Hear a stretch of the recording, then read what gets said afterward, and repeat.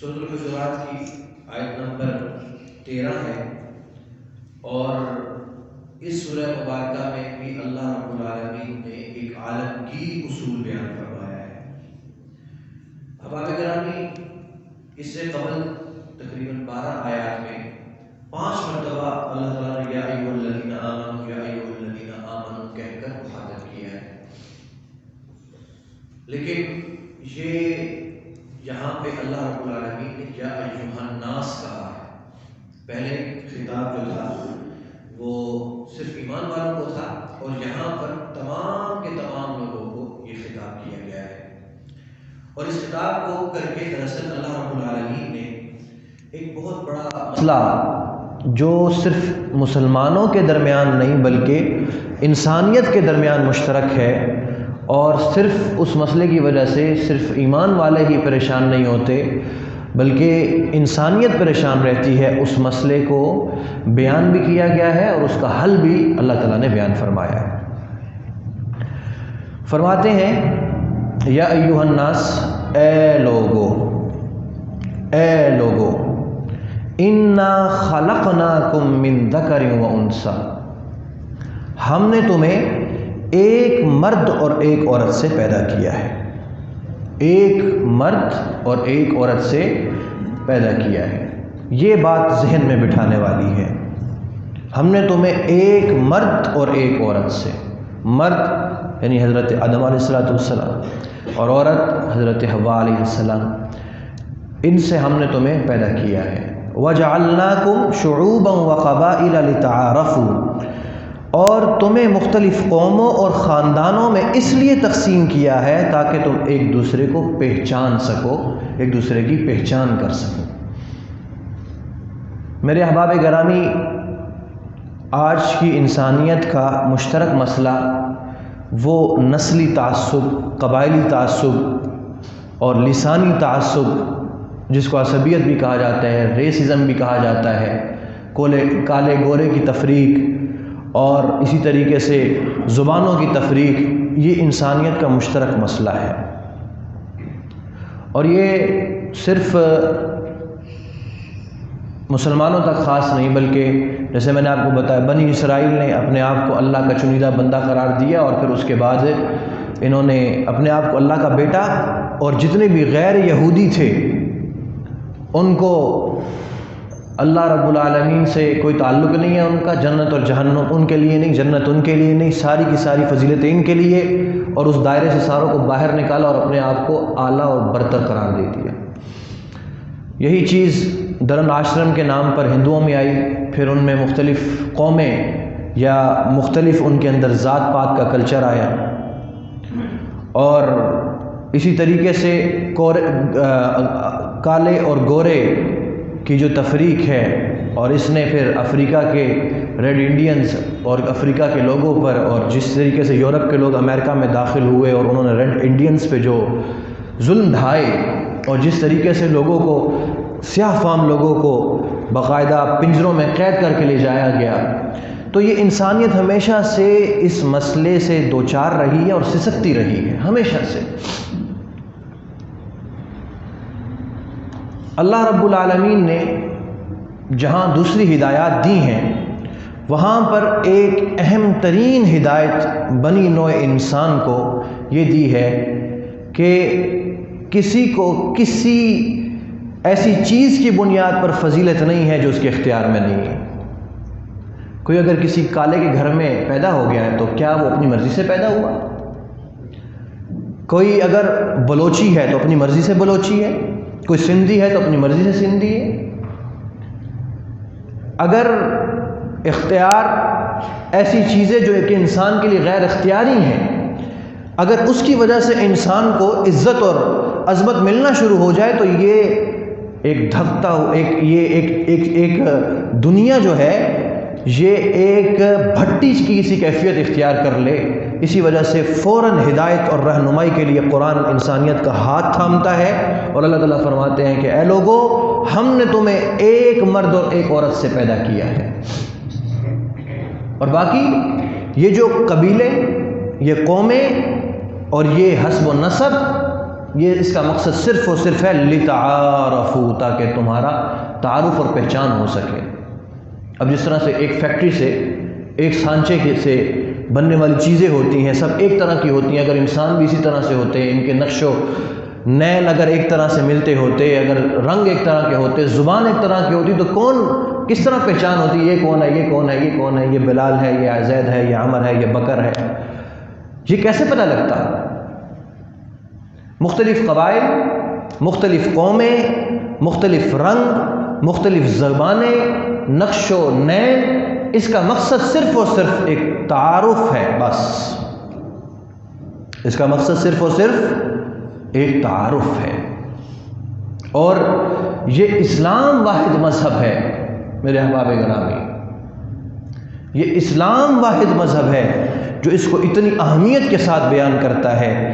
یقین کیجئے اگرچہ ہیومن رائٹس آ چکے ہیں اور جس میں ریسزم کو باقاعدہ جرم قرار دیا گیا ہے اور نفرت اور تعصب کو باقاعدہ اس کے لیے قانون سازیاں کی گئی ہیں، لیکن اگر صحیح معنوں میں اگر آپ دیکھیے گا، اگر آپ مطالعہ کیجئے، سب سے زیادہ تعصب اس میں ہوگا جو سب سے اصلی اور نسلی گورا ہوگا۔ اس کے گورے ہونے کی پہچان ہی ہوگی کہ اس میں تعصب ہو۔ آپ کی نیوزی لینڈ کا واقعہ یاد نہیں کہ اس میں جو مسلمانوں کو جو شہید کیا گیا، اس کے پیچھے اس کی جو موٹیو کیا تھا، اس کا صرف اور صرف جو اس کی گن تھی اور اس کے اوپر سے جو مختلف قسم کے نعرے برآمد ہوئے، نعرے جو لکھے گئے تھے، وہ سب کیا تھا؟ یہ ایک تعصب ہی تو تھا۔ اسی وجہ سے اللہ رب العالمین نے بڑی تفصیل کے ساتھ قرآن مجید میں یہ حکم عطا فرمایا ہے، اے لوگو، اے تمام لوگوں، چاہے مسلمان ہو یا غیر مسلم ہو، کچھ بھی ہے، کالے ہو یا گورے ہو، ہم نے تمہیں ایک مرد اور ایک عورت سے پیدا کیا۔ یہ بار بار اس وجہ سے کہہ رہا ہوں، یہ ذہن میں بٹھانے والی چیز ہے۔ اور میرے احباب گرامی، ایک بڑا مشہور مؤرخ ہے ایڈ دی ویلز، اس نے اپنی کتاب concise of history of the world, اس میں باقاعدہ اس نے یہ لکھا ہے کہ اگرچہ فرٹرنٹی اور ایکویلٹی اور اسی طریقے سے فریڈم کے لیے تو بہت سارے وعظ و نصیحتیں کی گئی، لیکن اسلامی ایک انسانی اخوت اور انسانی ہمدردی اور مساوات کو باقاعدہ طور پر ایک معاشرے میں نافذ کرنے والے وہ محمد ہیں صلی اللہ علیہ وسلم۔ اور یہ جو مورخ ہے، یہ کوئی بہت آپ صلی اللہ علیہ وسلم کا فین نہیں ہے، بلکہ اس نے حضور علیہ السلام پہ اسی طرح سے اعتراضات کیے ہیں جس طرح سے رشدی نے اعتراضات کیے ہیں، لیکن چونکہ یہ ایک تاریخ دان تھا تو اس نے ایک مورخانہ انداز میں رسول اللہ صلی اللہ علیہ وسلم پر اعتراضات کیے ہیں، لیکن پھر بھی دشمن ہے، ماننے کے لیے مجبور ہے۔ For the first time in history، پہلی مرتبہ تاریخ میں، he established the principles of fraternity and equality of humanity، کہ سب سے پہلے آپ علیہ الصلوۃ والسلام نے یہ سارے کے ساری مساوات اور اخوت کے جو پرنسپلز اور جو اصول ہیں وہ آپ علیہ الصلوۃ والسلام نے کار فرمائے ہیں۔ لہٰذا میرے احباب گرامی، یہ رسول اللہ صلی اللہ علیہ وسلم کا ترہ امتیاز ہے کہ ہادی دو عالم صلی اللہ علیہ وسلم نے حجۃ الوداع کے موقع پر کیا فرمایا تھا؟ لوگوں یہ کون سا دن ہے؟ لوگوں یہ کون سا مہینہ ہے؟ لوگوں یہ کون سا مقام ہے؟ سب نے کہا اللہ اور اس کا رسول بہتر جانتا ہے۔ فرمایا کہ کیا سب سے محترم مہینہ نہیں ہے؟ کیا سب سے بہترین جگہ نہیں ہے؟ کیا یہ سب سے بہترین مقام نہیں ہے؟ کہا یا رسول اللہ بالکل۔ اور آپ نے پھر ایک لمبی فہرست عطا فرمائی اور وہاں پر فرمایا لا فضل لعربی علی عجمی ولا احمر ولا لیحمر علی اسود، کہ آج کے بعد کوئی فضیلت کسی کالے کو گورے پر، گورے کو کالے پر، کسی سرخ روح کو سیاہ فام پر، کسی سیاہ فام کو سرخ روح پر، کسی قسم کی کوئی فضیلت نہیں ہے۔ حضور علیہ الصلوۃ والسلام نے ارشاد فرمایا کہ چھوڑ دو ان عصبیت کے نعروں کو، چھوڑ دو ان عصبیت کے نعروں کو، اس نسلی تفریق کو چھوڑ دو، ورنہ خدا کے نزدیک تمہاری حیثیت ایک کیڑے کے برابر ہے۔ حدیث مبارکہ، ایک مقام پر یہود کا ہمیشہ سے یہ ایک وتیرہ رہا ہے. یہ کیا کرتے ہیں کہ یہ ہمیشہ سے لوگوں کو لڑاتے ہیں اور پھر اس کے بعد اپنی اکانومی اس کو بوسٹ کرتے ہیں. طریقہ کار ان کا یہی رہا ہے ہمیشہ سے. آپ علیہ الصلوۃ والسلام تشریف لے کر آئے مدینہ المنورہ میں. تو اب مسئلہ یہ تھا کہ دو بڑے قبائل تھے، ایک اوس تھا اور ایک خزرج تھا، اور تیسرے یہود آباد تھے.